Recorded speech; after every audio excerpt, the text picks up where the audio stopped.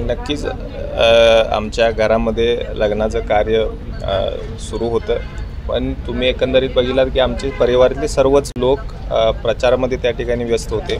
आणि तुम्ही एक लक्षात घेतलं पाहिजे की राज्यातली सुद्धा जी टीम आहे, म्हणजे त्यात आघाडीने मुख्यमंत्री साहेब असतील, फडणवीस साहेब असतील, अजितदादा असतील, हे सुद्धा किती त्यांच्या मनामधली चळवळसुद्धा बघा, ते सुद्धा कोल्हापूर जिल्ह्याला इथल्या प्रचाराला फार वेळ देऊ शकले।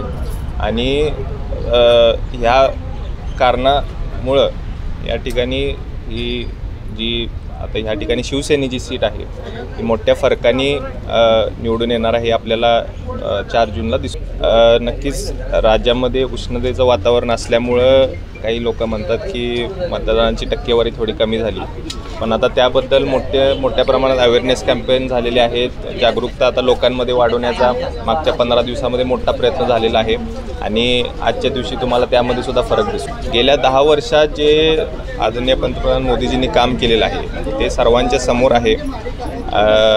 त्यांनी त्यांचं काम लोकांच्या समोर वारंवार ठेवलेलं आहे, त्यामुळं गेले महिनाभर जे काही प्रचार झालेला आहे त्यातनं त्यांचा मेसेज क्लिअर आहे।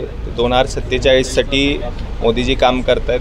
2047 जेव्हा ते म्हणतात तेव्हा माझ्यासारख्या युवकांसाठी ते काम करतात आणि त्यासाठीच आजसुद्धा बघू शकता की पाळी किती मोठी आहे मतदान करण्यासाठी। तर पुन्हा एकदा मोदीजींना निवडून देण्यासाठी सर्व कोल्हापूरची जनता कटिबद्ध आहे।